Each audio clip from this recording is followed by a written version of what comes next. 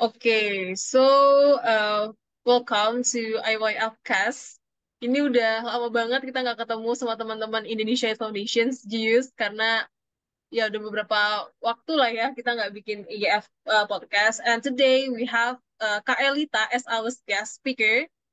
Kak Elita ini nantinya akan memberikan pengalamannya sebagai awardee ISMAPO tahun 2022 di UK.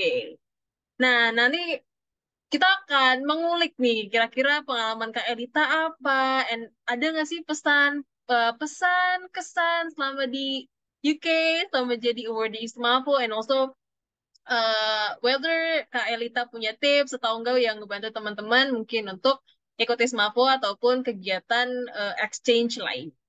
Kayak gitu. Jadi without any further ado lah ya, mungkin Kak Elita bisa memperkenalkan dirinya nih.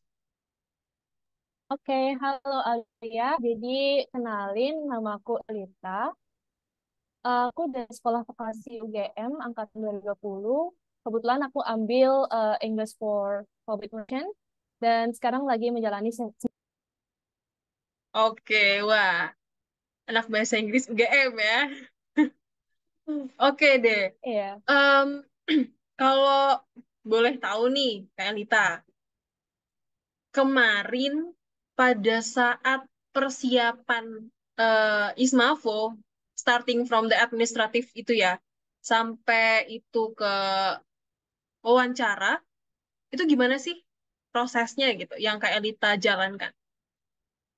Oke, jadi awalnya itu adalah aku start from sebulan sebelum pendaftaran dimulai. Jadi kayak aku udah ngumpulin berkas-berkas itu tepat sebelum pendaftaran itu dimulai. Jadi pas daftar itu ya aku tinggal submit-submit aja gitu. Paham nggak sih? Jadi kayak misalkan kayak administratif yang harus dari kampus gitu kan. Itu kan banyak yang harus ditandatangani sama dekan segala macam. Dekan kan sibuk ya. Jadi kita harus kayak ngumpulin maksudnya bukan ngumpulin sih kayak minta dokumen itu jauh-jauh sebelum pendaftaran itu dimulai kayak gitu. Karena pendaftaran ISMA itu benar-benar yang sesempit itu dan kamu nggak akan sadar kalau misalkan pendaftarannya udah selesai kayak gitu. Jadi um, IPT juga itu aku siapin sebelum bahkan sebelum Host University itu keluar. Jadi aku saking anxiety-nya gitu aku bener-bener tes duluan sebelum Host University list Host University itu keluar. Jadi kayak sebenarnya itu cara yang agak risky ya karena kalau misalkan kita ambil IPT atau English Proficiency Test sebelum Host University-nya keluar itu siapa tahu yang kalian mau cari itu ternyata nggak nerima IPT kalian gitu. Jadi itu benar-benar risky banget.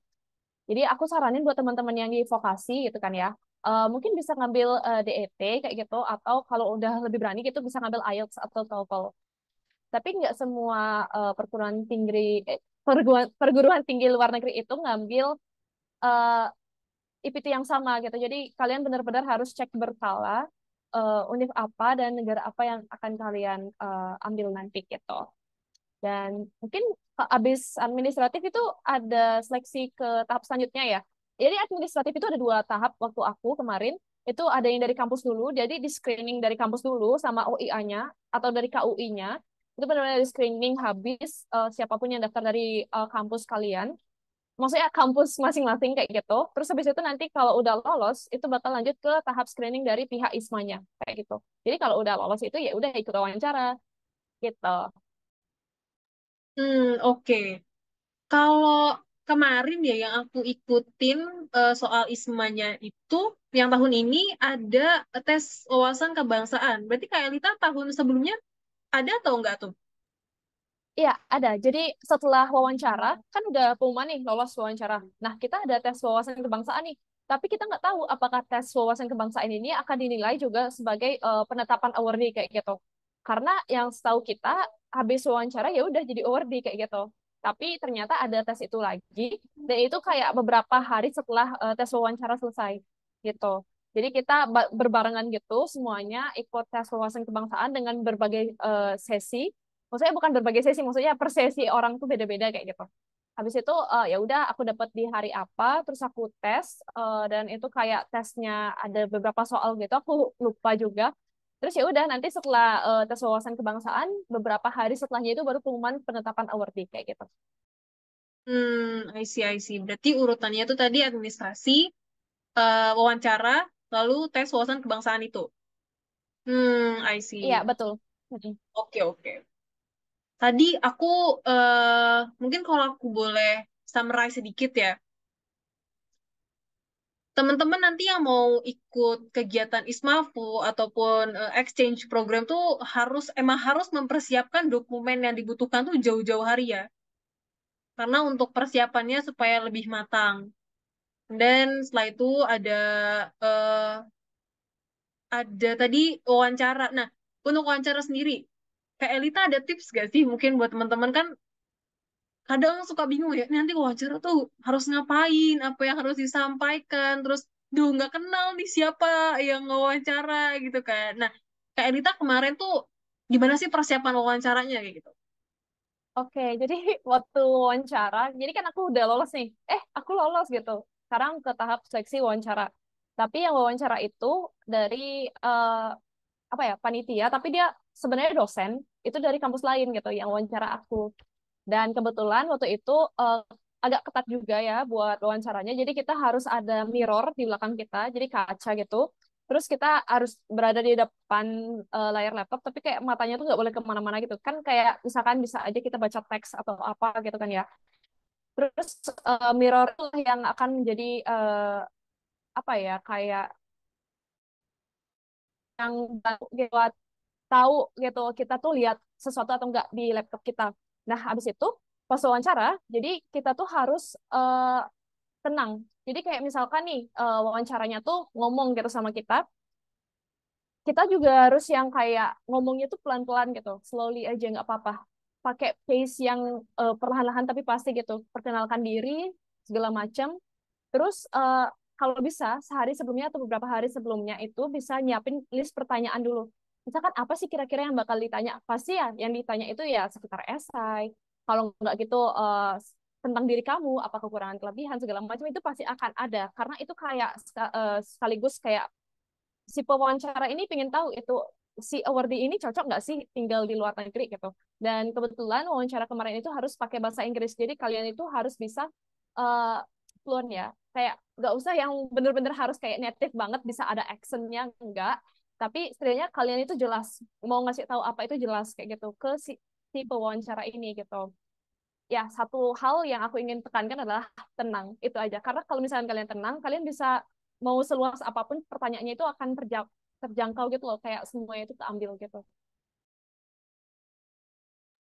Oke, Gareth. Memang sih ya, eh apa ya, perasaan yang muncul sebelum wawancara tuh pasti nervous ya, karena kayak, duh nanti gimana pertanyaannya gitu kan, apakah bisa menjawab dengan baik kayak gitu. Padahal sebenarnya kita harus santai, kita harus yang tadi kayak Elita bilang gitu, harus tenang, karena nanti ketenangan itu bakalan membawa kita untuk ngomongnya itu lebih yang teratur, lebih yang em, tertata lah gitu, sehingga bisa dicerna oleh pewawancara. Good thing sih. Oke, kalau misalkan aku boleh balik nih, kan tadi wawancara nih rada rada kebalik dikit ya pertanyaanku, sorry.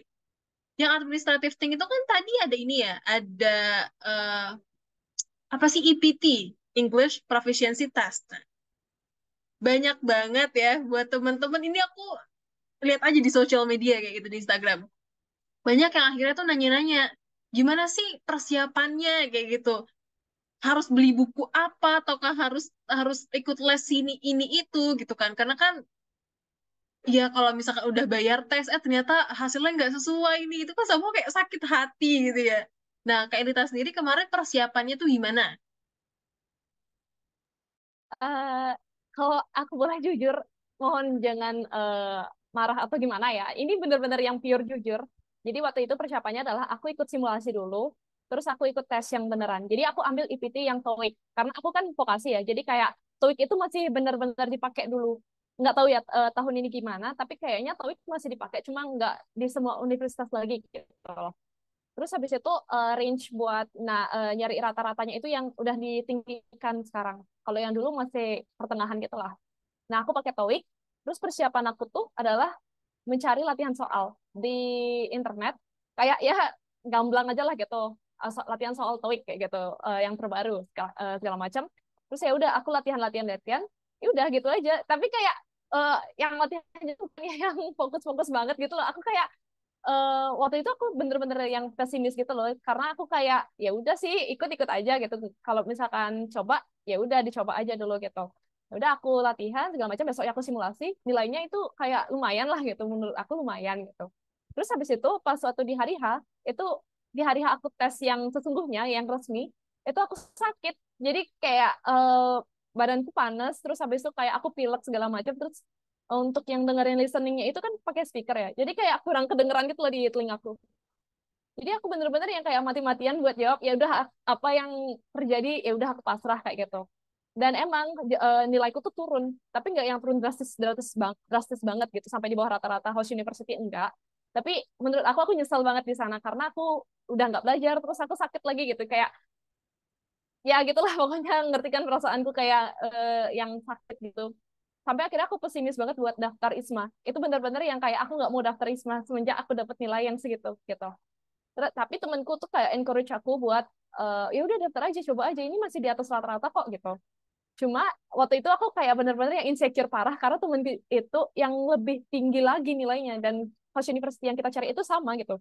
Jadi kayak ya udah pasti kamu yang lolos bukan aku, kayak gitu aku mikirnya.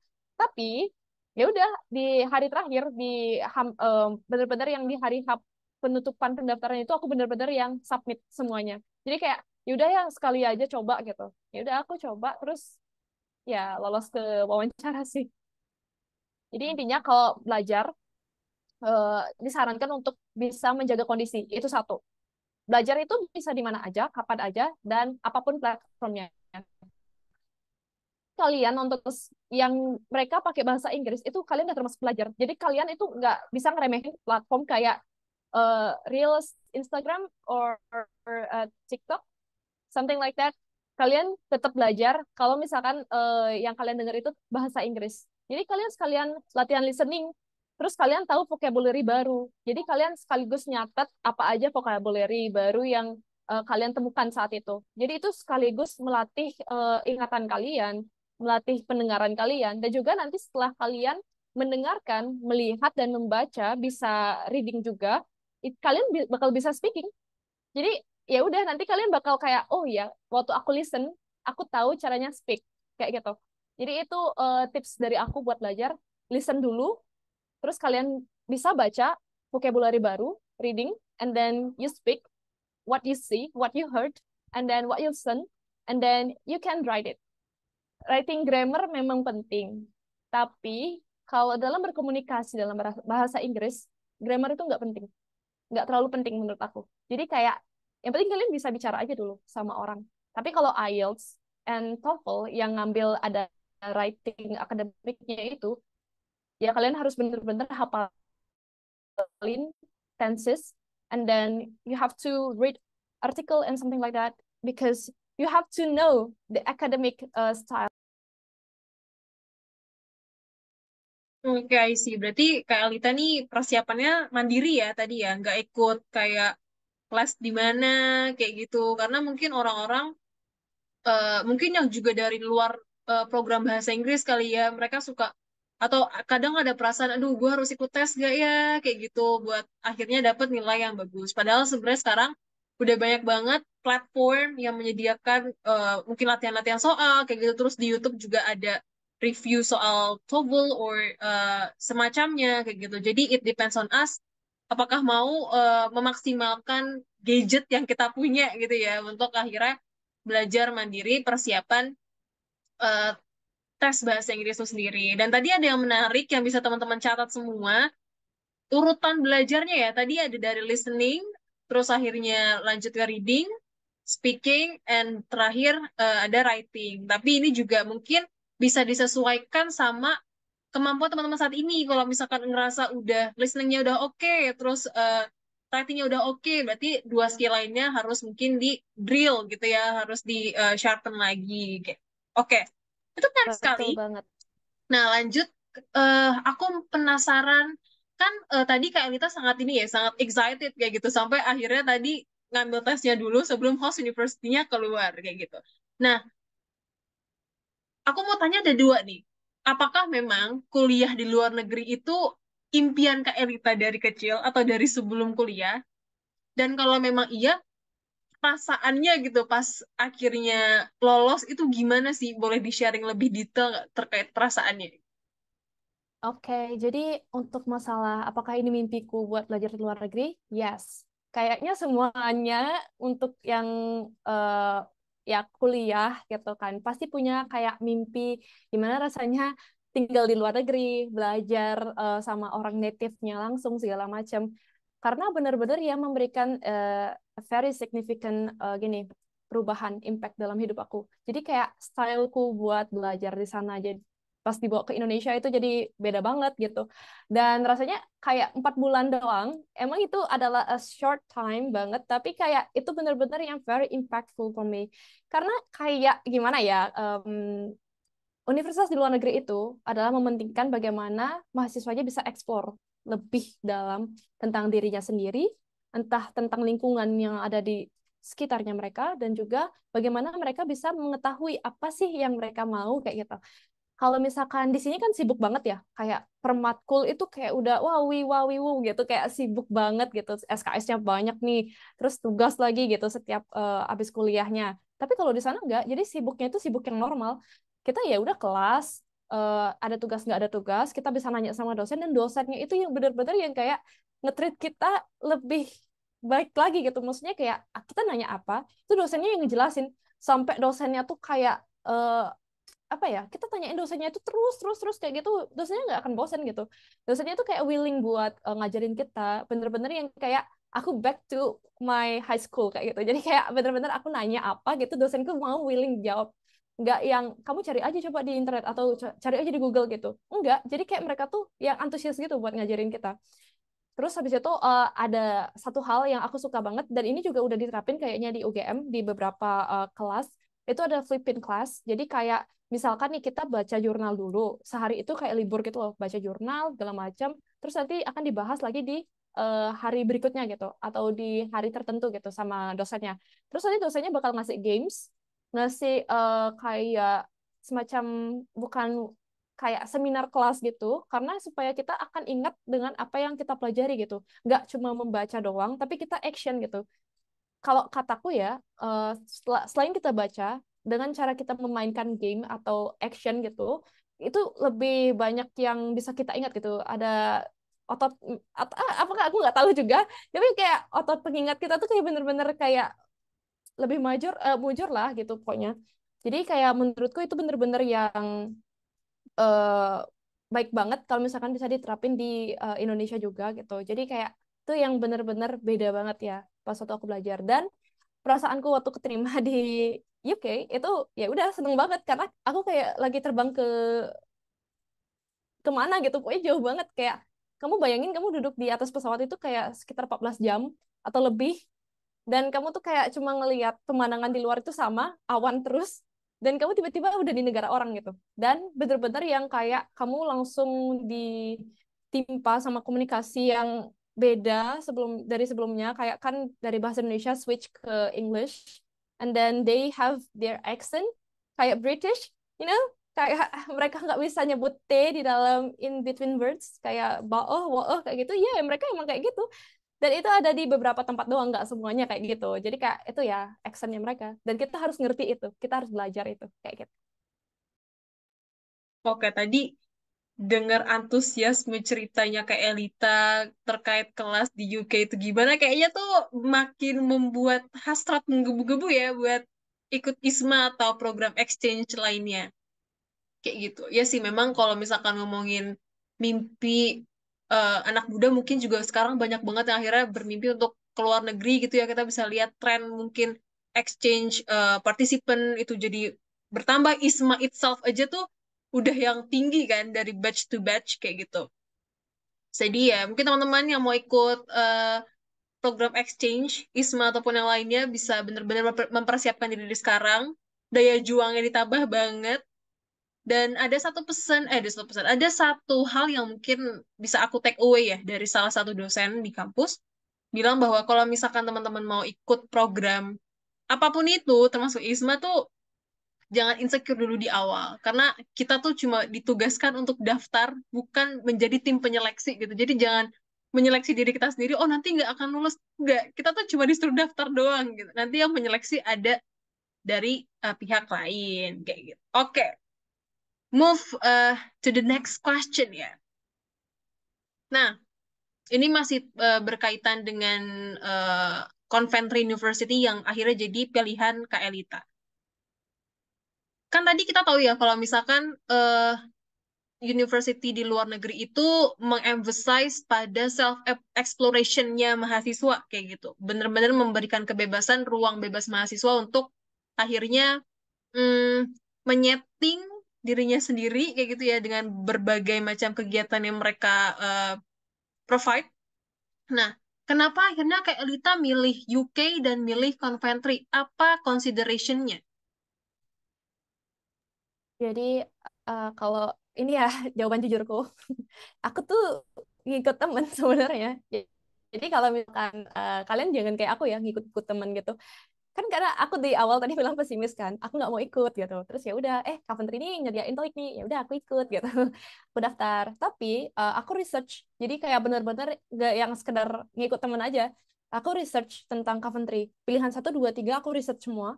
Kayak hampir rata-rata univ itu aku research sebelum aku milih gitu. Dan yang paling aku research adalah si ini, Coventry. Dan di Coventry aku lihat adalah keamanannya. Dia kayak nggak ada kriminalitas yang terlalu tinggi gitu kan. UK itu termasuk salah satu yang negara banyak kriminalitasnya ya, tapi kayak si Coventry ini baik-baik aja menurut aku. Yang kedua adalah dia menyediakan banyak prodi. Jadi kayak maksudnya banyak jurusan gitu, banyak jurusan yang ditawarkan. Jadi kayak menurutku uh, aku ambil itu karena ada public relationsnya juga gitu. Jadi ya menurut aku ini fine buat diambil. Terus yang ketiga adalah UK itu ada salah satu tempat yang cantik banget. Jadi aku tuh milih UK ya karena cantik. Jadi kayak nggak ada babi bu apa-apanya. Aku cuma milih kayak oh Inggris tuh cantik gitu. Jadi kayak ya udah aku ambil UK sebagai tempat aku buat belajar dan Coventry University adalah salah satu universitas yang aku pilih di UK gitu. Tapi aku punya satu pesan buat teman-teman semuanya. Aku nggak tahu sih gimana konsiderasi kalian. Apakah kalian ingin belajar di luar negeri tapi yang deket-deket aja atau yang jauh? Kalau kalian ingin improve tentang diri kalian sendiri, kalian ingin tahu tentang budaya orang lain yang lebih furthermore, kayak lebih jauh lagi, cari tempat yang paling jauh. Kayak misalkan nih Inggris sama Indo, jauh banget itu dari segi budaya, aksen, segala macam, bahkan dari cara kita berpikir itu beda banget. Jadi aku bener-bener banyak belajar dari mereka. Even kayak aku jurusan bahasa Inggris doang gitu, bahasa Inggris tok gitu. Tapi kayak semenjak aku di sana itu aku bisa belajar business management, aku belajar circular economy, aku belajar manufacturing, kayak aku belajar tentang mesin-mesin juga aku jadi kayak oh ya udah gitu karena UK itu kan salah satu industri tertinggi ya jadi kayak kita bisa belajar hal itu semua dan yang paling penting adalah sustainable-nya jadi kita bisa ambil hal yang paling kecil buang sampah sembarangan kayak gitu di sana tuh kayak buang sampah sembarangan ya udah penalti gitu maksudnya kayak dikasih hukuman segala macam dan bahkan bak sampahnya itu banyak banget jadi kayak banyak banget pilihan terus habis itu ada banyak di mana-mana jadi kalian kayak ngapain buang sampah sembarangan karena udah di sana itu udah ada bak sampah gitu. Jadi kayak ngapain kalian buang sampah sembarangan kayak gitu. Jadi hal yang paling kecil itu aja itu udah kayak bisa bikin perubahan yang besar banget gitu. Itu yang aku pelajari dari mereka. Dan mereka itu ramah, ramah banget. Jadi Coventry adalah negara sorry, kayak apa ya, tempat kota yang paling ramah yang pernah aku kenal. Kayak orang-orang itu banyak senyum, ramah, lovely doll kayak gitu. Jadi kayak aduh aku bener-bener yang enak gitu buat tinggal di sana karena nggak ada masalah sama sekali sama warga di sana jadi kayak ya udah kumpul-kumpul kayak gitu. Oke, jadi mungkin bukan, kalau aku bisa bilang bukan 100% Kak Elita milih Coventry atau UK itu karena ngikut temen ya, tapi juga ada proses research di sana. Jadi mungkin teman-teman yang nanti mau pilih negara ataupun university, mungkin awalnya boleh nanya dulu sama teman, di mana milihnya gitu. Tapi setelah itu harus dibarengi sama self research gitu. Jadi teman-teman punya reasoning yang kuat kenapa akhirnya milih UK, milih negara tersebut ataupun universitas tersebut, supaya akhirnya lebih ke trigger lagi mungkin ya, dan nanti punya alasan yang kuat aja gitu kenapa akhirnya harus memperjuangkan negara dan university. Dan tadi mungkin aku suka sama pembahasan yang eh se- eh, Kak Elita tuh belajar bahasa Inggris gitu kan di kampus.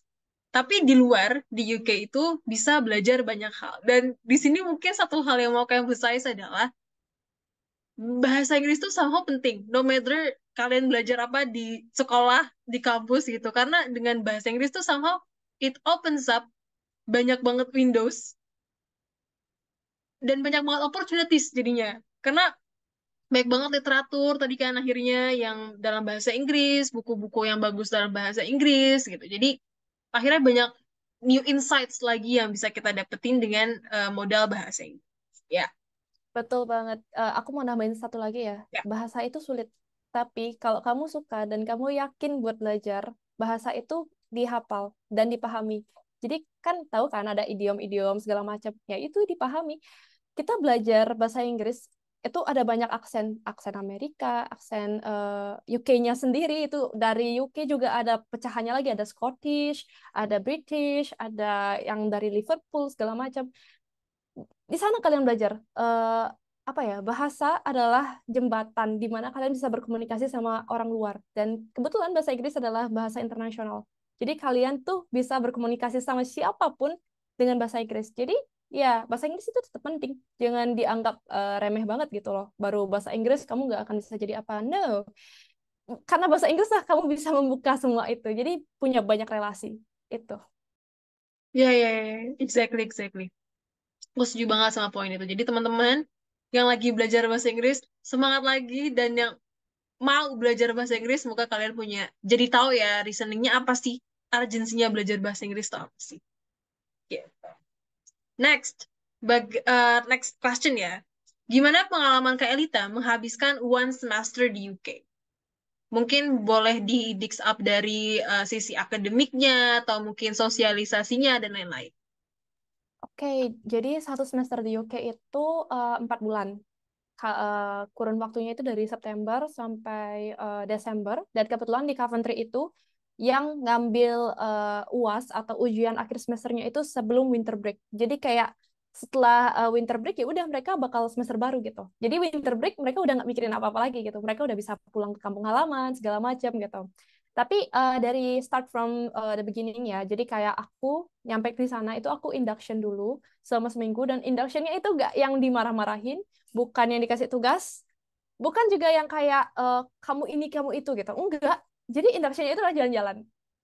Kalian pernah nggak jalan-jalan udah inductionnya apa namanya dibayarin gratis, kalian ke castle, kalian ke sebuah istana jalan-jalannya, jadi kayak kalian ketemu hal-hal yang baru yang bahkan nggak pernah kalian bayangin sebelumnya. Bahkan aku nggak ngebayangin ya, kita tuh dikasih makan juga, lunch gitu. Dan kita tuh kayak diajak keliling Coventry itu sambil jalan kaki sih emang. Tapi bener-bener yang bikin kita tahu gitu, oh jadi ini tempatnya buat ini. Ini tuh tempatnya dulu kayak gini, sejarah banget gitu. Aku yang selama tinggal di Indonesia bahkan nggak tahu sebelah rumahku tuh apa gitu. Tapi aku di Coventry itu nyampe sana kita langsung dikenalin gitu. Kampus kita dikenalin semua. Kita ke museum, kita dikenalin Coventry itu kenapa, apa, kenapa, dan ternyata itu Coventry juga pernah dulu dibom di dunia kedua nggak salah. Ya intinya Coventry itu salah satu kota yang maju banget sampai akhirnya eh, masuk dalam sejarah terpenting gitu. Ya intinya kayak itu. Aku juga nggak tahu perang dunia pertama kedua, aku juga lupa. Intinya kayak gitu. Terus habis itu selain induction, aku jalan-jalan kayak gitu, aku juga dikasih beberapa course mata kuliah ini mana kebetulan kemarin itu karena kita telat datang ya, apa ya, kuliahnya itu udah jalan selama 2 mingguan gitu. Jadi kita nggak bisa nawar kelas gitu loh. Jadi kita harus masuk ke satu tempat yang sama. Jadi aku sama Wardi Isma yang lain itu jadi satu kelas gitu terus, yaitu business management. Jadi kita di sana belajar yang tadi aku bilang, circular economy, and then kita punya industrial visit juga, yaitu Pride of Britain, di mana kita mengunjungi 7 industrial prominent in the UK. Jadi kayak kita ke Brampton, kita ke Jaguar, JCB, and then um, apa ya? Aku lupa karena banyak banget, ada 7 gitu. Sampai apa ya? Perbandingan antara satu industri ke industri lain itu nggak yang beda jauh banget, tapi culture-nya mereka beda. Cara mereka leadership style yang mereka beda. Ada 3 hal unik yang mereka miliki, misalkan mereka lebih ke customer intimacy atau ke product leadership, itu mereka beda-beda setiap perusahaannya. Dan bahkan mungkin ada yang punya lebih gitu. Ya intinya aku mungkin kayak ngomongnya tuh belibet banget. Aku nggak yakin juga semua orang bakal ngerti. Tapi intinya Coventry adalah tempat yang benar-benar kalian bisa belajar banyak banget. Bahkan dari segi mata kuliah yang mereka kasih itu benar-benar yang insightful, yang nanti bisa kalian pakai di dunia kerja gitu. Jadi kalian tahu, oh caranya buat ngontrol orang tuh kayak gini. Maksudnya dalam pekerjaan ya, kayak organisasi atau segala macam. Oh caranya mereka mimpin itu tuh kayak gini. Oh caranya mereka biar sukses tuh kayak gini, kayak gitu. Caranya biar mereka bisnisnya tetap maju sampai yang jadi top top 10 di UK gitu misalkan. Kayak itulah salah satu kenapa aku bener-bener yang bersyukur banget dapat akademik yang induction-nya udah jalan-jalan, dapat course yang menarik, yang bahkan mungkin nggak ditemuin di Indonesia gitu. Terus dapat kunjungan industri yang ke tempat-tempat terkenal kayak gitu, dan bahkan ada beberapa industri yang ngizinin kita buat naik ke kendaraannya mereka gitu. Jadi kayak misalkan nih, aku di Jaguar kemarin itu aku bisa naik model terbarunya si Land Rover gitu, mobil-mobil Land Rover yang paling mahal itu aku bisa naik itu karena kapan lagi gitu. Aku dapat kesempatan itu cuma gara-gara aku ikut industrial visit mereka, terus juga di Brampton. Jadi satu harga sepeda di Brampton itu kayak 30 jutaan, jadi kayak 2.000 pounds, 30 atau berapa gitu aku lupa. Intinya kita bisa naikin itu, kelilingin sepeda pakai kelilingin, sorry, bukan sepeda yang dikelilingin, maksudnya keliling pakai sepeda itu kemana-mana gitu. Jadi kita kayak dikasih kesempatan buat nyobain gitu sepeda lipat mereka yang sangat-sangat fleksibel itu. Jadi itu yang kenapa aku benar-benar yang ngabisin 1 semester kutu itu full dengan knowledge, fun, and then kayak bahagia banget sih, sumpah. Oke, menarik ya. Induction-nya jalan-jalan. Berarti tuh induction-nya tuh ibaratnya emang purpose-nya membuat teman-teman awardee untuk gather quick adaptation kali ya, bisa dibilang supaya adjust dengan cepat gitu ya, baik dalam lingkungan kampus maupun dalam lingkungan konvensi itu sendiri. Dan tadi menarik banget, kalau misalnya teman-teman mau ikut ISMA, berarti ISMAFO ya, itu nggak hanya fokus ke dalam kelas aja gitu. Dan teman-teman bisa industry visit ya, industry visits tadi sampai bisa discuss sama orang-orang di industri, dan kita jadi tahu how real industries work gitu ya, to be specific in the UK kayak gitu. And tadi ada hal menarik yang aku uh, notice ya. Tadi Kak Elita bilang dengan visits some industries gitu ya, industries company, some companies kayak gitu, Kak Elita tuh notice ada perbedaan gaya kepemimpinan di masing-masing company. Nah, kalau misalkan boleh nih, Kak Elita boleh nggak sih highlight mungkin 1 atau 2 poin yang Kak Elita notice gitu. Oh, leadership di sini tuh di UK mungkin di UK sama di Indo gitu ya mungkin ya. Atau mungkin antara company satu dengan company lainnya tuh apa sih perbedaan yang Kak Elita notice kayak gitu. Oke, jadi yang aku paling notice adalah misalkan nih ya, aku kemarin kan ke Mini juga gitu. Gaya kepemimpinan mereka itu yang kayak open gitu. Jadi kayak misalkan dari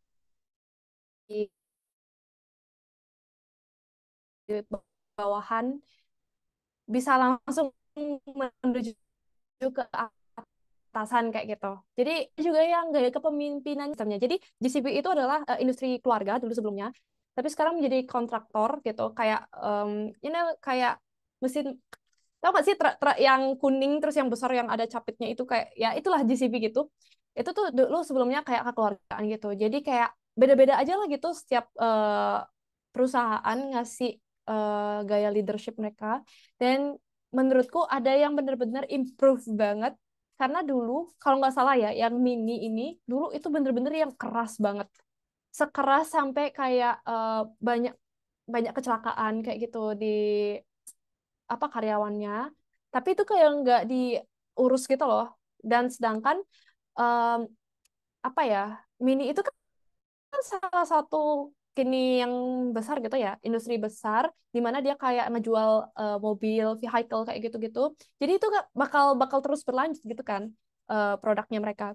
Tapi dengan gaya pemimpin yang kayak gitu, ya pasti orang-orang tuh kayak nggak betah gitu kan ya. Jadi akhirnya mereka ada gitu kayak bikin semacam program leadership gitu. Jadi kayak itu eh, leadership workshop gitu. Sampai akhirnya sekarang si perusahaan ini tuh jadi benar-benar yang kayak eh, sangat-sangat considerate gitu sama employee-nya mereka. Kayak misalkan mereka dikasih safety work, dikasih istirahat kapan kayak gitu-gitu. Halo, ini apakah aku putus-putus ya? No, Bubu aman Kak. Bebop kah?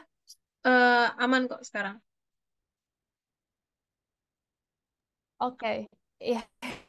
Soalnya tadi Alia agak nge-freeze di aku gitu. Oh ya, sama aku nambahin satu hal lagi. Tadi aku lupa sebut. Jadi di Coventry itu kita punya guardian.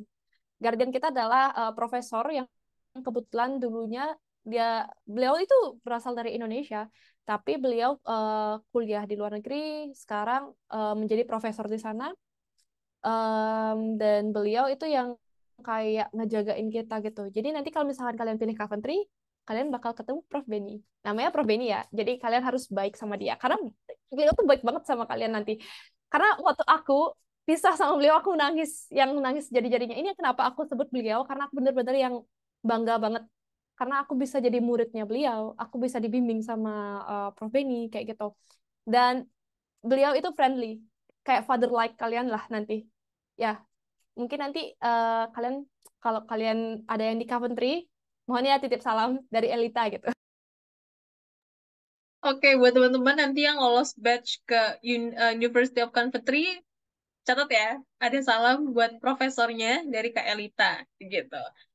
Jadi teman-teman, kalau misalkan nanti kesempatan untuk Ismafo, teman-teman bisa banget akhirnya mengaplikasikan apa yang teman-teman dapat dari industry visits itu ke Indonesia, maupun kalau dalam small scope-nya mungkin ke keseharian teman-teman gitu ya, dalam perkuliahannya seperti apa. Atau mungkin malah dengan industri visits ini teman-teman bisa ada kepikiran buat buka bisnis gitu ya, karena teman-teman udah datengin real industrinya, terus sudah belajar gitu kan, udah mengetahui leadership style-nya, terus teman-teman mungkin kepikiran untuk bikin bisnis gitu kan, setelah pulang dari negara tujuan gitu. Nah, langsung ke next question-nya. Ada nggak sih perbedaan yang Kak Elita rasakan setelah pulang dari UK? Kan tadi sempat di-mention juga sebenarnya di awal, jadiin mungkin apa ya, awareness tentang kebersihan tuh jadi ada gitu ya, karena tadi di UK itu bersih banget, tertata gitu ya dalam mungkin pembuangan sampah segala macam. Nah, kalau Kak Elita sendiri ada nggak sih perubahan lain yang dirasakan gitu? Oke. Eh, UK itu bukan yang bersih-bersih banget banget ya, tapi kayak ada suatu tempat gitu yang dia tuh tempatnya bersih gitu, kayak ya diurus lah. Dan waktu autumn kemarin itu kan sering ya daun daun itu jatuh gitu segala macam itu langsung dibersihin sama petugas kebersihannya gitu pakai alat mesin gitu. Jadi ya menurut aku dia bersih, tapi kadang ada beberapa spot yang tidak bersih. Ya, namanya juga manusia kan ya. Mungkin kayak people-people yang nggak terlalu memperdulikan itu kayak ya mereka ya waste gitu di sana. Terus apa ya perbedaan yang signifikan gitu ya tadi pertanyaannya atau apa yang bisa dirasakan gitu pas balik di Indonesia gitu. Eh aku yang awalnya 4 bulan itu jalan terus, jadi kayak ngerasa nyampe Indonesia tuh aku kayak ya ampun aku gitu. Waktu di Coventry aku ngerasa aku pengen banget naik motor, tapi nyampe sini itu aku kayak ya ampun itu deket banget aku bisa jalan kayak gitu. Paham kan, ngerti kan maksudnya kayak apa ya, karena aku udah kebiasa jalan sampai aku belasan kilo gitu, itu nggak kerasa di sana karena dingin, mungkin karena kayak kita mempertahankan suhu tubuh dengan cara kita bergerak gitu kan ya. Tapi kalau di sini kita diam aja udah keringetan gitu. Jadi kayak eh, agak culture shock lagi. Terus tubuhku juga kayak yang dari yang suhu dingin banget. Aku kan pernah sampai minus di sana. Sekarang aku balik lagi ke suhu yang 30 derajat kayak gini. Jadi kayak tubuhku tuh kayak panas dingin gitu. Jadi itu mungkin ya yang kayak bisa diperhatikan sama teman-teman. Kalau misalkan kalian itu nggak bisa atau nggak kuat dingin banget gitu, aku saranin jangan di tempat yang suhunya ekstrim kayak gitu. Karena nanti pas waktu balik ke Indonesia aku nggak tahu kalian ternyata sakit gitu. Sakitnya tuh yang berkepanjangan atau gimana gitu. Aku nggak mau doain kalian kayak gitu, tapi kalian harus bisa pahami tubuh kalian. Kalian carilah negara yang sesuai dengan apa yang kalian mau, tapi ingat kesehatan itu yang paling utama gitu loh. Jangan sampai kalian sakit di negara orang, tapi pulang juga sakit gitu. Ngerti gak sih? Kayak jangan sampai bawa penyakit gitu intinya. Terus itu yang paling penting ya, yang harus kalian persiapkan selain administrasi, selain kalian doa supaya kalian lulus, kalian juga harus jaga kesehatan karena kesehatan itu paling mahal. Coba bayangin ya, kalau kalian sakit di luar negeri, kalian dikasih bekal nih buat apa namanya? eh, bekal di sana gitu, dikasih duit gitu sama negara buat bekal di sana selama bertahan hidup gitu. Sekarang uangnya itu kepotong gara-gara kalian sakit gitu. Kan sedih banget ya, sayang banget. Kecuali kalau misalkan kalian ada asuransi gitu ya, asuransi yang cover kalian. Cuma ya tetap aja, kalian pasti bakal beli obat segala macem kayak gitu. Kayak nggak enak gitu loh rasanya. Jadi kalian bener-bener yang misalkan kepingin banget nih, tapi nggak kuat gitu. Mungkin bisa bawa obat dari Indonesia kayak gitu dan dijaga baik-baik. Kalian juga ingat kalau kalian punya alergi segala macam karena obat di sana itu mahal. Selain itu juga eh, perlu resep dokter gitu. Jadi kayak kadang tuh kita ditanya gitu loh, ini kamu beneran mau beli ini gitu. Karena dicatat sama mereka. Kalau beda sama di sini ya, ya udah kita beli apa gitu. Ya udah beli saya transaksi selesai gitu. Kalau di sana mungkin agak strict gitu loh. Jadi bawa obat kalian yang dari Indonesia itu banyak-banyak, bawa obat alergi, obat sakit gigi, obat apa gitu yang nggak bakal kalian bisa temuin di UK atau di negara lain. Jadi bawa itu semua gitu. Oke, jadi perubahannya tuh mungkin lebih, oh tadi budaya jalan ya. Tadi yang dimention di awal, budaya jalan. Terus yang kedua, perubahannya malah lebih ke ini ya, kondisi tubuh ya. Tadi yang dari cuaca dingin ke akhirnya cuaca tropis. Dan tadi mungkin berarti teman-teman nanti pas membuat considerations itu ya, pas milih negara ataupun kampus di luar negeri, di research soal keadaan iklim, keadaan iklim dari negara tersebut gitu ya. Oke. Oke, menarik, menarik, menarik. Oh Ya ya, sih, sama memang kayaknya tambahan budaya dikit lagi. jalan di Indonesia tuh rada kurang ya. Iya, Hmm, ada yang mau boleh aku ditambahkan kayak tambahin Kak? satu hal Oke, lagi boleh. adalah kalian ini misalkan negara apa gitu yang kalian cari, outfitnya jangan sampai salah gitu. Outfit dan sepatu atau sendal itu jangan sampai misalnya kalian ke UK nih, jangan lupa bawa boots atau kalian bisa beli boots nanti di UK karena cuaca UK itu agak kayak gini ya, baperan gitu loh. Pokoknya nanti dia tiba-tiba hujan, badai. Maksudnya hujannya ini bukannya hujan kayak di ini kan di Indo, ya udah hujan gitu. Nggak ada angin yang kenceng banget. Ini yang kenceng sampai bisa balikin payung, ya bener-bener payungnya jadi kebalik. Ya, jadi kalian tuh harus bener-bener yang perhatiin soal sepatu lah, coat kalian lah segala macam. Tapi kalau saranku ya, jangan beli coat di Indonesia, kalian bawa aja kalian beli aja nanti di sana, beli thrift. Itu saran dari aku. Karena aku tuh kebanyakan bawa coat dari sini saking excitednya. Tapi ternyata di sana tuh coatnya bagus-bagus banget dan ternyata harganya terjangkau. Kalian juga bakal bisa kayak misalkan nih, udah nggak mau pakai ini, kalian bisa tinggalin lagi di sana, nggak usah dibawa pulang ke Indonesia. Tapi kalau misalkan aku karena bawa code dari Indo jadi kayak sayang banget aku ninggalin gitu loh, jadi akhirnya aku bawa lagi deh gitu dan akhirnya bagasiku kurang segala macam gitu. Jadi kayak bener-bener kalian perhatiin juga masalah pakaian, jangan terlalu banyak bawa, tapi ya secukupnya aja maksudnya kayak gitu kan. Nanti juga kalian toh tinggal lama di sana, siapa tahu beli baru atau thrift kayak gitu kan. Terus kalian bakal cuci, bakal pakai lagi, cuci pakai lagi gitu, nggak yang kalian holiday di sana gitu harus fashionista gitu, nggak. Jadi kalian bawa secukupnya aja dulu dari Indo. Kalian fashionista itu beli aja nanti thrift di sana. Udah itu aja saran dari aku karena aku adalah pengalaman yang sangat wah pokoknya buruk banget. Jadi kayak aku harus bawa pulang yang dari Indo juga gitu karena kasihan gitu. Terus ternyata apa namanya kayak Pas nyampe sana ternyata ada yang murah gitu, harusnya nggak usah apa namanya bawa banyak-banyak kayak gitu. Itu sih ya pesan dari aku. Oke, jangan salah outfit gitu ya. Intinya nanti kalau misalkan mau udah resmi gitu ya keterima jadi awardee, bawaannya yang secukupnya aja, nanti sisanya bisa dibeli di negara tujuan kayak gitu biar nggak memberat-beratkan juga sebenarnya ya. Oke, ada satu pertanyaan yang aku ke skip, mohon maaf banget Kak Elita. Tadi kan perubahannya lebih yang ke Kak Elita rasakan gitu kan ya. Nah, pertanyaan berikutnya yang tadi ke skip itu adalah perubahan apa yang Kak Elita rasakan antara di Indo dan di UK? Ada nggak sih hal yang Kak Elita harapkan nih pas di UK? Aduh, coba di Indo ada ini ya.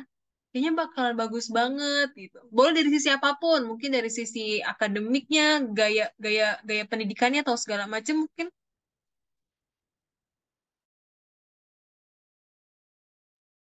Mungkin yang lebih aku kayak gimana ya, yang aku pengen ada di Indonesia itu ya itu flipping class itu, jadi kayak lebih sering ada interaksi antara mahasiswa sama dosen, dan juga kayak gak harus belajar dari textbook.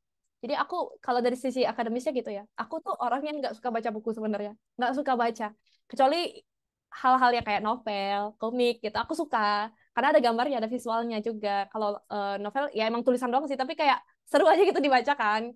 Kalau misalnya buku pelajaran tuh kayak bikin ngantuk segala macam gitu. Terus habis itu apalagi yang harus dihafal segala macam gitu. Nah, mereka tuh punya kegiatan yang kayak tadi aku bilang, bikin games. Yang mana games itu tentang project. Yang projectnya itu nanti bakal dipakai sampai aku bikin laporan akhir kayak gitu. Dan menurut aku dengan games itu aku jadi inget gitu loh urutan kejadian apa segala macam. Terus habis itu kayak materinya itu lebih masuk ke aku gara-gara games itu. Jadi aku kayak action gitu loh. Jadi aku inget semua yang bukan semuanya banget sih, maksudnya ya inget gitu loh di saat itu untuk mempelajari sesuatu hal kayak gitu. Dan itu yang aku ingin harapkan supaya ada di Indonesia. Terus aku juga pengen yang kayak kita tuh bisa lebih eksplorasi diri gitu.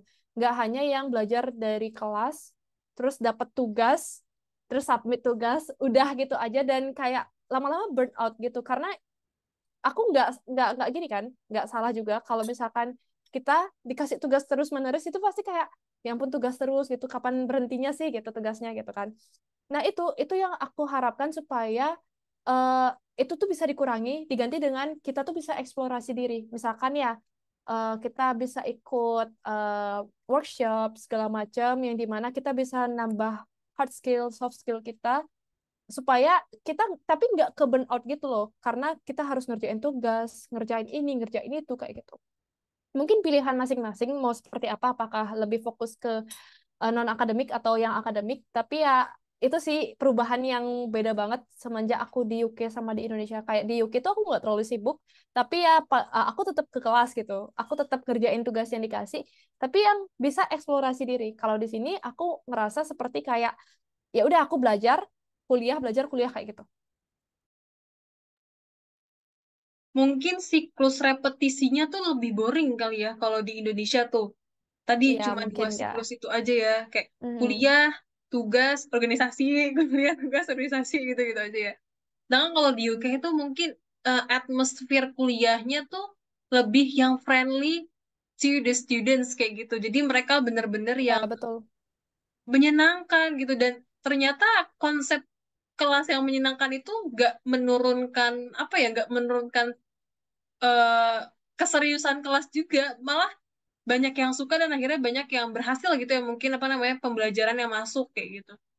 Interesting. Aku juga setuju sih karena Iya. kuliah ini juga ngerasa sama ya kayak sistem siklus repetisinya tuh sama gitu, gitu-gitu aja dan mungkin ini juga salah satu alasan kenapa banyak mahasiswa Indonesia akhirnya butuh healing gitu ya. Iya. Oke, betul-betul. Nah, tadi aku bilang bisa eksplorasi diri. Ini contoh ya. Jadi di Coventry itu ada student hub gitu maksud aku. Hub itu kayak student organisasinya mereka, kayak OSIS lah istilahnya. Tapi mereka tuh menyediakan ruangan, ada tempat gamenya, ada tempat sembahyangnya, ada kantinnya. Terus kalian juga bisa buat kerja kelompok di sana. Jadi kayak bahkan di sana tuh kayak ada yang private, ada yang tempatnya kayak public gitu, public space gitu, kayak coffee shop gitu loh istilahnya. Jadi kita bisa belanja kayak kita bawa crepes gitu, misalkan crepes gitu, crepes maksud aku. Terus itu sediain juga sih sambil makan nyam nyam nyam gitu. Kan bebas kayak gitu. Jadi kayak berasa lagi di cafe tapi di kampus gitu.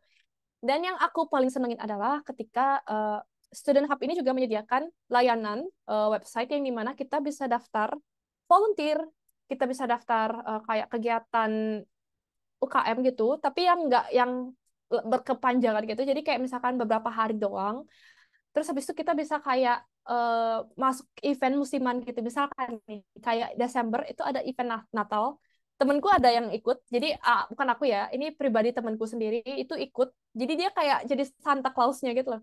Dia bangun pagi banget, terus ikut sama masyarakat lokal, engage sama masyarakat lokal, terus dia tuh bagi-bagiin bunga di jalan.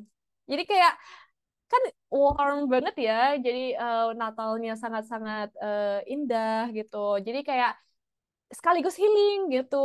Walaupun itu kayak masuk ke volunteer juga gitu. Event-event yang seperti itulah yang bisa eksplorasi. Bahkan di sini tuh banyak dari segi arts, literatur ada, bahkan kayak Coventry itu sebenarnya menyediakan balance gitu loh. Jadi ada teknologi iya, dia bisa yang bikin mobil segala macam itu ada, tapi juga ada yang arts. Jadi kayak mau kamu seni drama, seni jadi apa gitu pokoknya. Oh ya seni-seni musik kayak gitu-gitu itu ada disediain dan itu kayak bisa ngeproduce musik sendiri di sana.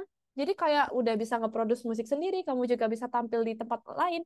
Dan ada juga temen aku yang dia tuh kan ikut UKM musiknya di sana. Terus dia tampil di orkestra, salah satu orkestra di Warwick kalau nggak salah atau di mana aku juga lupa. Dan itu dia tampil di depan umum. Dia satu-satunya orang Indonesia di sana. Jadi kayak itu maksudku eksplorasi diri. Nggak yang melulu harus dari kuliah, udah itu mata kuliah yang terus-terusan, tugas segala macam. Tapi kita nggak bisa eksplorasi diri kita sendiri. Kita nggak tahu apa yang kita inginkan. Dan kita nggak tahu di masa depan itu kayak gimana. Karena kita terlalu banyak mempelajari hal yang monoton itu aja gitu. Ya, aku nggak salah nggak nyalahin pendidikan di sini, tapi aku lebih prefer untuk bisa eksplorasi diri juga balance dengan akademisku kayak gitu. Oke, menarik tadi ya self exploration. Berarti Conventry itu bisa dibilang sangat aware ya terhadap apa sih sebenarnya yang mahasiswa butuhin gitu kan. Sampai akhirnya banyak banget fasilitas-fasilitas ataupun kegiatan-kegiatan akhirnya supporting apa yang menjadi keinginan mahasiswa kayak gitu. Mungkin ini juga salah satu hal yang akhirnya menyebabkan mahasiswa Indo beberapa mungkin ya nggak semua bingung. Ah, abis ini kerjanya di mana ya? Sebenarnya potensi diri aku tuh di mana ya? Mau ngambil kalau kerja tuh mau ngambil departemen apa? Karena saking mungkin bukan terkungkung ya, mungkin di lingkaran yang sangat akademis tadi sampai akhir dan juga tadi sistem siklus repetisi yang kayak gitu tadi ya tugas kelas sampai akhirnya waktu untuk dia explore apa yang dia suka kan mungkin aja apa yang kita pelajari itu bukan sesuatu yang kita mungkin pengen belajar di masa depan kayak sekarang prodi bahasa Inggris tapi belum tentu nanti ke depannya ya yang berhubungan dengan bahasa Inggris bisa jadi kayak policy maker, pembuat kebijakan atau apa gitu kan. Nah, mungkin itu yang jadi alasan ya kurangnya self exploration kayak gitu. Aku setuju sih, akan sangat Iya, senang betul sekali banget. kalau misalkan ada kesempatan untuk lebih bisa mengembangkan diri gitu. Nah, Yap, kita betul masuk ke sekali. dua pertanyaan terakhir ini sangat sangat sangat seru sebenarnya ya conversationnya, tapi keterbatasan waktu. Nah, eh oke. Mungkin dua pertanyaan terakhir ini lebih yang general kayak gitu ya. Kita keluar dari pembahasan konventri maupun ISMA. Nah, kira-kira nih, menurut Kak Elita sendiri, eh, apakah sebenarnya anak muda Indonesia tuh harus gitu ya, harus membuat koneksi ataupun networking dengan masyarakat global? Apa sih urgensinya gitu menurut Kak Elita sendiri? Eh, itu benar-benar penting karena setahu aku ya, membentuk relasi itu tidak salah, dan kita bisa membentuk relasi seluas-luasnya. Globalisasi. Jadi kita bisa tahu budaya mereka, mereka tahu budaya kita, ya udah saling untung, mutualisme. Jadi kayak misalkan ya, aku waktu itu ngadain sebuah agenda event yang itu kayak temanya Indonesia banget. Jadi namanya Ismafo Night gitu kan di sana. Setelah aku bikin itu, jadi aku sama teman-temanku ya. Jadi aku bisa ketemu sama duta besar London, duta besar KBRI gitu maksudnya. Terus habis itu aku juga jadi tahu orang-orang hebat. Aku bisa kenalan sama mereka kayak gitu. Itu adalah salah satu hal yang penting buat nambah relasi. Kita mungkin nggak ketemu di Indonesia, tapi kita bisa ketemunya di luar negeri. Dan mungkin relasi ini bercabang. Jadi kayak misalkan nih, kita kenal sama satu orang hebat. Orang hebat ini pasti punya orang hebat lainnya. Dan orang hebat lainnya ini pasti punya orang hebat lainnya. Jadi, misalkan nih, aku punya suatu hal yang aku inginkan. Aku minta tolong sama temenku yang ini, satu orang ini.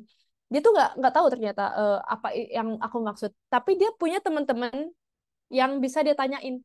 Setelah dia tanyain, aku koneksilah dengan teman dia, gitu. Jadi itu kenapa menjalin interaksi, membangun network secara global itu sangat penting. Mau kamu di Indonesia pun juga nggak apa-apa. Tapi menurutku kalau bisa diluaskan ya diluaskan. Karena relasi itu benar-benar yang akan membantu kamu di masa depan. Kamu bisa belajar hal baru dari mereka. Entah dari cara berbicara, dari gaya mereka menyampaikan sesuatu, public speaking mungkin. Kalian bisa belajar hal itu loh. Terus habis itu kalian bisa belajar pemikiran yang lebih open gitu misalkan berkat mereka, berkat relasi itu. Dan kalian tahu tentang pekerjaan, satu pekerjaan itu berkat mereka juga. Karena kalian bisa aja dipromosikan, kalian bisa aja ditawarkan, kalian bisa aja ditarik, gitu. Jadi itu yang membuat aku yakin bahwa ikut exchange adalah salah satu batu loncatan untuk bisa menambah relasi yang lebih luas lagi. Nggak hanya di kampus aja, nggak hanya ada di sekitar kampus aja, tapi sampai ke luar negeri, kayak gitu. Sampai kita ketemu orang-orang yang berbeda, gitu. Iya, eh, keren banget ya. Wah, speechless. Em, Mungkin lo bisa aku highlight tadi ya, dengan kita menjalin hubungan dengan masyarakat global, akhirnya kita lebih toleransi juga ya somehow sama perbedaan, banyak perbedaan. Tadi bisa lebih memahami cara cara berpikirnya orang, terus somehow juga kita mendapatkan referensi baru, mungkin gaya gaya berbicaranya, terus gaya dia menyampaikan pendapat dan segala macam. Dan tadi sempat disinggung juga soal berkawan dengan satu orang yang berkualitas itu jadi gerbang utama bertemu dengan orang berkualitas lainnya. Dan dengan apa namanya tadi ya, expanding our networks itu juga jadi somehow membuka opportunity juga ya buat sampai akhirnya ke lingkungan kerja tadi ya, sampai nanti mungkin ada yang dipromosikan terus nanti ada yang ditarik segala macam. That interesting point. Jadi mungkin teman-teman mungkin bisa mulai Jius tuh bisa mulai dari Indonesia dulu, terus nanti akhirnya mulai expand ke luar negeri sampai akhirnya bertemu dengan orang-orang yang mungkin teman-teman harapkan kayak gitu. So that's the urgency of why you should go abroad gitu. And the last question for this podcast, pesan apa yang mau Kak Elita sampaikan buat teman-teman yang sekarang lagi mempersiapkan ISMAFO ataupun mempersiapkan dirinya ikut program exchange ke luar negeri? Oke, eh, ini hanyalah pesan dari aku yang juga sekaligus refleksi dari aku sendiri. Aku nggak mau kalian, teman-teman yang lagi mengikuti program ISMAFO atau exchange lainnya itu pertama ngerasa insecure gitu. Bener yang kayak tadi Ali bilang, kita tuh nggak sendiri orang kita bukan dari penampilan tapi lebih ke administrasi, lebih dari cara kita membawakan bagaimana itu. Bahkan kadang si pewawancara atau oh ya, salah satu hal yang penting di wawancara adalah si pewawancara akan melihat gaya kamu bicara dan dia akan menganalisis itu secara psikologi. Jadi kayak itu juga ada hubungannya. Jadi kalau kalian misalkan ngerasa anxiety banget pas waktu wawancara ya udah nanti kalian bakal dikira oh nih orangnya gugupan, nanti kalau misalkan ketemu orang luar gimana ya, jadi bahaya kayak gitu. Jadi itu juga somehow yang bikin kalian harus benar-benar yang mengetahui diri kalian sendiri pada saat wawancara, pada saat mendaftar, itu kalian ketahui dulu diri sendiri kayak gimana. Setelah misalkan kalian udah tahu diri sendiri kayak gimana, itu bakal gampang buat ngelakuin apapun, percaya sama aku. Kalian nggak lagi insecure, kalian apply dan akhirnya berpasrah diri. Itu entah kalian lolos atau enggak di salah satu program yang kalian ikuti. Dan program exchange ke luar negeri itu nggak cuma ISMA, ada banyak banyak banget sampai aku tuh nggak tahu seberapa banyak karena banyak banget emang. Ada yang dari SMA udah bisa exchange, ada yang dari lulus SMA udah bisa exchange, ada yang dari baru masuk kuliah atau bahkan eh, nggak belajar sama sekali pun bisa sebenarnya exchange. Bahkan dia bisa kerja di luar negeri. Jadi kalian apply dulu, kalian coba dulu, kalian kumpulin semua berkas yang kalian punya, kalian bener-bener matengin, bener-bener yang kayak yakin bahwa saya akan lolos kayak gitu. Ya kalau misalkan nggak lolos juga nggak apa-apa, ini berarti belum rezeki aja. Jangan down banget, juga jangan yang kayak aku nggak mau deh, soalnya aku nggak bakal lolos gitu. Jangan. Karena kesempatan buat keluar negeri adalah di mana kalian akan belajar sesuatu dari luar. Ketika kalian balik ke Indonesia, kalian tahu apa yang harus kalian lakukan, kalian bisa aja menjadi sebuah generasi yang bisa mengubah negeri ini menjadi lebih baik lagi kayak gitu. Seperti ya kayak Jerome Pauline gitu ya. Misalkan aku ngambil dari salah satu public figure kita di Indonesia, Jerome Pauline itu kuliah di luar negeri di Jepang kan kalau nggak salah di Waseda. Dia kuliah di sana lama selama beberapa tahun sekaligus mengeksplorasi dirinya sendiri dengan cara membuat konten YouTube yang dimana itu juga membuat dia kayak dikenal oleh masyarakat sekaligus dia juga ya mungkin healing juga kan kalau misalkan bikin konten segala macam itu juga salah satu kayak hobi kita gitu kita ngelaksanain hobi gitu di luar negeri terus habis itu kayak itu juga bisa nambah bekal kita gitu jadi mungkin itu sih yang bisa kalian lakukan. Mungkin ketika nanti kalian pulang ke Indonesia, kalian tahu kalian misalkan mau jadi apa gitu. Terus kalian bisa bantu orang lain yang lagi mempersiapkan exchange juga. Jadi kalian bakal bener-bener yang kayak membuat relasi, iya, membantu orang lain juga iya, lalu kayak sebagai refleksi diri juga iya, kayak gitu. Mungkin nanti suatu saat kalian yang diwawancara, kalian yang ada di podcast ini, kayak gitu. Dan kalian yang akan encourage teman-teman untuk bisa ikut belajar sampai ke luar negeri. Sampai mereka balik ke Indonesia juga membawa bekal dari luar negeri dan membuat Indonesia jadi lebih baik lagi gitu. Mungkin itu sih pesan dari aku. Makasih Alia. Thank you juga Kelitas pesannya. One thing yang aku tadi cukup kayaknya memang harus benar-benar di voice out adalah jangan insecure gitu ya. Karena somehow insecurity kills us gitu kan. Dengan insecurity itu somehow bisa melimitasi gerakan kita ke hal-hal yang bisa aja possible kita explore gitu. Tapi karena insecurity jadinya kayak, duh nanti dulu deh, tunggu mapan dulu deh, tunggu siap dulu deh. Karena kesiapan itu somehow nggak akan bisa diraih kalau kita tuh nggak nge-push diri kita untuk akhirnya berjalan terus gitu kan. Dan tadi juga jangan apa ya, jangan mengambil tugasnya Tuhan untuk membuat keputusan atas manusia lah ya. Kita jalanin aja dulu, ikutin semua prosesnya, masalah nanti keterima atau enggak, seenggaknya kita udah memegang 50% untuk keterima gitu kan. 50% yang lain ya ada faktor-faktor lain gitu kan. Tadi mungkin penilaiannya gimana dan lain-lain gitu. Dan tadi aku juga ngerasa bahwa eh, kalau misalkan kita insecure gitu kan tadinya itu akan affects kita nanti dalam membawa diri kita gitu ke pemberi beasiswa atau pewawancara itu sendiri. Jadi kayak kalau aku boleh analogikan pas wawancara anggap aja kita tuh like the ambassador of Indonesia. Jadi kita harus yakin. Jadi seolah-olah si pewawancara tuh ngerasa oh this is a good representation for Indonesia di UK atau di negara yang kita tuju. That's a good point teman-teman semua. Jadi intinya berusaha aja lah, dah tugas kita tuh berusaha, no more insecurities, terus mungkin bisa juga cari temen ya kak, temen yang punya misi yang sama ataupun visi yang sama untuk akhirnya kalau misalkan kita down, kalau kita insecure bisa ada yang ngingetin gitu. Dan mungkin sebagai penutup juga yang aku mau quote dari Kak Nadira Afifah itu graduate dari Harvard. Beliau mengatakan bahwa nggak ada sebenarnya yang melimitasi kita kecuali pikiran kita sendiri. That's the insecurity point. Jadi kalau misalkan teman-teman mau uh, ikut apapun gitu ya, usahain pikiran tuh positif dulu gitu. Kalau misalkan lolos gimana? Jadi jangan kalau misalkan nggak lolos tuh gimana gitu.